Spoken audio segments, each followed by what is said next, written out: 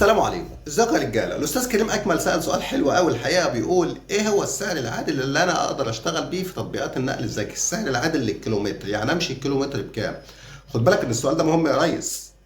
شوف، احفظ يا استاذ كريم رقم 4 جنيه الا ربع ده، ما بقولكش اشتغل بيه، احفظه بس دلوقتي. في شرطين يا محترم عشان تشتغل ب 4 جنيه الا ربع، خد بالك ان ده اقل حاجه، خد بالك مفيش اقل من كده، مفيش حاجه اسمها تطلع مشوار اقل من كده الا في حاله واحده بس، وهو ان انت مروح، وكده كده انت هتروح فاضي، فاي سعر روح بيه خلاص. انما سيبك من المروح دي بقى، انت راجل شغال، ما فيش حاجه اسمها في اي مشوار تحت اي ظرف تشتغل اقل من 4 جنيه الا ربع. خد بالك يعني. هنا هيقابلك كام معضله. اول حاجه، في عملاء او ركاب مش هيرضوا، مالكش دعوه يا صاحبي، انتظر الطلب اللي صاحبه هيرضى، انت واقف بخيرك وبنزيمك، مفيش اي مشكله خالص، واطلع بالسعر ده. لما تقف انت مش بتخسر حاجه، ولا صحتك ولا بنزيمك ولا زيتك ولا موتوسيكلك ولا اي حاجه.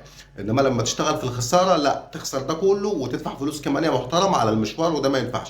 4 جنيه الا ربع. بس خد بالك ان في شرطين عشان تقبل باربعه الا ربع. الناس اللي قال 4 الا ربع دي اقل حاجه، انما هم لازم شرطين عشان تطلع المشوار ده. الشرط الاولاني يا محترم انك تكون طالع سفر وطريق طويل والطريق فاضي وخفيف. سفر اللي هو طالع من القاهره رايح الشروق، رايح العبور، رايح هنا رايح هنا رايح هنا، فده طريق طويل يا محترم. وخد بالك ان كلما زاد عدد الكيلومترات في الرحله، كلما سعر الكيلو مقبول يعني انه يقل شويه. دي نمره واحد، سفر وطريق خفيف. تمام. انما الشرطين دول اي حاجه غيرهم فدي بقى اسعار تانية، مش 4 الا ربع. انا جايب لك الحد الادنى للسعر، وبقول لك ايه هي الشروط اللي تطلع بالحد الادنى ده. تاني حاجه يا محترم، ودي الاهم، انك تكون طالع على وجهه فيها شغل. ليه بقى تفرق ايه في الواجهه؟ فانت وانت طالع اي مشوار عينك على الواجهه، شوف انت رايح فين. شوف الواجهه اهم من سعر الرحله. هتفرق ايه؟ تفرق ان انت يا محترم لما تكون طالع باربعة الا ربع، فانت هترجع برضو محمل حاجة تانية باربعة الا ربع، فهنا هتكسب. او مش شرط ترجع نفس المكان يعني، انما انت هتاخد راكب من هناك او طلب من هناك، طلب توصيل من هناك توصله لوجهة تانية، فانت كده بتمشي الكيلو مرة واحدة بتاخد فيه 4 الا ربع. انما يا محترم لو رايح مكان ما فيهوش شغل، فدي معناها انك مش رايح باربعة الا ربع، دي معناها انك رايح بنص السعر ده بس، وهنا تخسر على طول يا محترم. تمام. ان ما كانش الوجهه فيها شغل فالسعر ده مش هينفع. شرطين، سفر طريق طويل وخفيف، ما فيش فيه اي زحمه. تاني حاجه، وجهه محترمه كويسه، هتوصل هتلاقي عندك طلبات كتير، هتاخد طلب تاني لرحله تانيه وهكذا. طب هنا السؤال بقى، طب افرض الوجهه دلوقتي ما فيهاش شغل.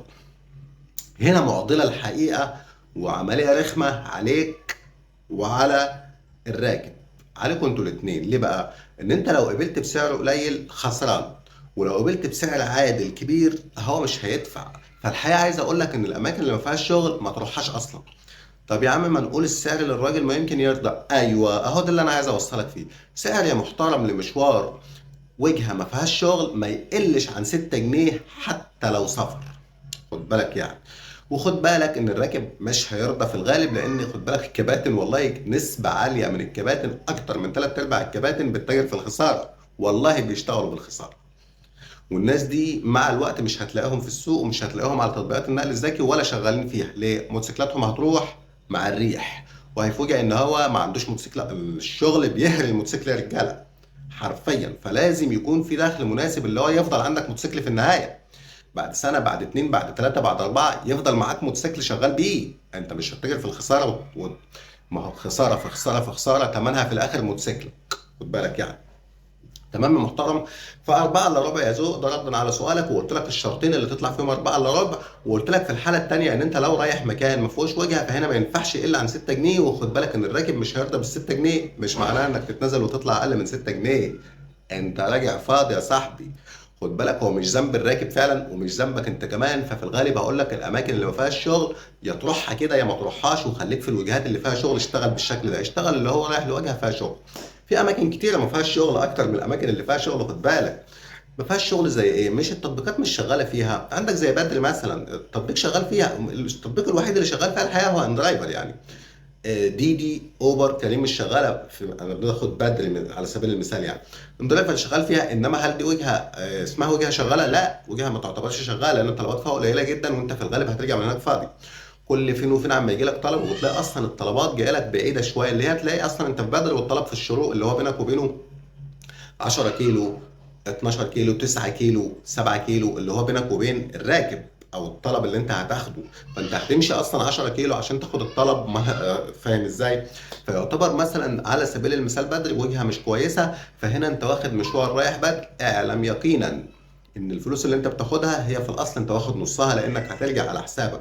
فانت هتقسم المبلغ على 2 رايح جاي، وهنا المشوار برمته ما ينفعش اقل من 6. فمش، طب وانت هتقول كده ما هو اقل من 6، ما احنا 4 الا ربع واحنا راجع ناخد 4 الا ربع، فليه يعني 7 جنيه ونص؟ ليه قلت 6 يا عم؟ لو حسبتها بالشكل ده حرفيا كده انت مش هتشتغل. فاحنا بنقرب برضو المسافه. انا بضغط عليك شويه برضو في المشاوير اللي في الوجهه اللي ما فيهاش شغل، يعني انا جاي عليك شويه كمان عشان الدنيا تمشي يعني. ف6 جنيه مشيها وروح، وهو مشوار مش محبوب اصلا برغم ال6 جنيه. وزنك من الشعر بيت الراكب اصلا مش هيرضى بيه. خلاص كده؟ فخلي دايما شغلك على وجهه محترمه وفي الاماكن. طب في الزحمه بقى، في الزحمه يا محترم، الزحمه دي درجات. وسط البلد والزحمه الشديده، لا محترم، الكيلو ما يقلش عن 10 جنيه حرفيا بدون مبالغه. يعني الزحمه دي حفله تانيه خالص، غير 4 الا ربع وغير السفر وغير الطرق الفاضيه والدائري والحاجات دي. ما يقلش عن 10، يوصل زي ما يوصل 15، اقول لك ماشي 14، ماشي 13، ماشي 16 جنيه للكيلو ماشي.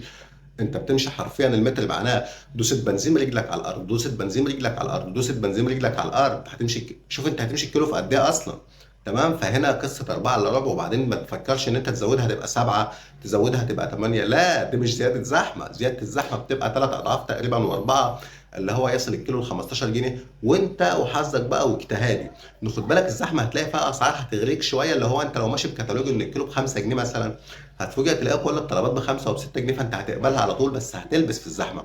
فميز المكان والطريق اللي انت ماشي فيه عشان خاطر ما تلبسش في سعر انت شايفه عالي، بس انت اصلا متعود تمشي في طرق فاضيه، فتيجي تلبس في زحمه تفوجئ ان انت بتخسر. انت مع الوقت هتفهم الحاجات دي يا محترم. لاحظت حاجه كده، بعض الكباتن بدات تفهم شويه حقيقة يعني. قبل ما اعمل الفيديو اللي فات حرفيا الكباتن كانت مأساة، بتبص على حاجة واحدة بس، السعر، وتجري يشوف ال 110 وال 100 جنيه وال 90 جنيه يجري. والله يا جدعان زي ما بكلمكم كده، انت رايح فين يا ابني؟ ما تشوف انت رايح فين، ده هي ده انت رايح مشوار والعياذ بالله، وهترجع فاضي. انت خطفت الطلب كأن في فاكهة بتخطفها وتجري يا ابني، يهبل والله. بس لاحظت في الفترة الأخيرة الحقيقة إن الطلبات الرخمة معلقة، الكباتن ما بتاخدهاش. يجي واحد غلبان مستجد كده زي حالاتي يروح جاي واخدها يعني. ولاحظت كده إن بدأ عملية فهم شوية عند الكباتن بأنواع الطلبات اللي يقبلوها. حقيقة بقيت دلوقتي ألاقي أسعار عالية ومحدش راضي ياخدها. ليه؟ اللي أنا بحكي فيه بقى، اللي هو مشوار مش حلو، مسافة طويلة، وجهة مش حلوة، كانوا الأول بياخدوها. هو اديني فلوس بس يا عم، هروح لك في أي حتة. اديني بس فلوس كده 150 كده، كرمش لي 150 وانا الف لك الجمهوريه كلها. كانوا شغالين كده في الفتره القريبه اللي فاتت، اللي هي من اسبوعين 3. فربما يكون سمعوا الفيديو ولا حاجه وبداوا يشتغلوا بالطريقه دي، لان انا لاحظت تغيير فعلي. التغيير مش كبير، اصل خد بالك هو الكابتن برضه عمال يقاوم نفسه وبيشوف المبلغ قدامه عمال يعمل كده اهو، نفسه ياخده يا عيني بس شايفه خسران. انما في النهايه بيتاخد برضه، انما مش زي الاول. كان الاول ينزل يتاخد، دلوقتي لا والله بقى بيركن شويه، بيركن على الشاشه شويه لحد ما يتاخد. فاظن دي صحوه يعني عند كباتن الموتوسيكلات. وخدوا بالكم من الموتوسيكل يا رجاله، الموتوسيكل الشغل مأساة للموتوسيكلات، مأساة.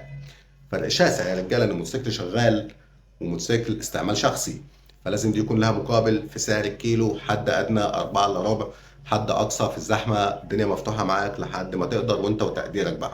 والسلام عليكم ورحمه الله وبركاته.